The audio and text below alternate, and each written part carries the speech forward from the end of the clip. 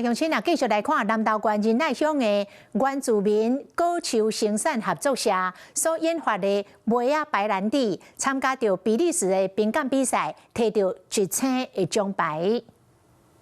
仁愛鄉原住民果樹生產合作社新研發的白蘭地梅酒，送到比利時參加國際風味的評鑑比賽，有來自全球的專業人士拍分數，總摕到風味1+1的1星獎牌。實際去操作製作過程以後，感覺這個它的味道不錯，跟外面的白蘭地跟水果酒有點不一樣。有關會輔導研發相關副產品，除了加工食品，開發酒類產品嘛是一個重點。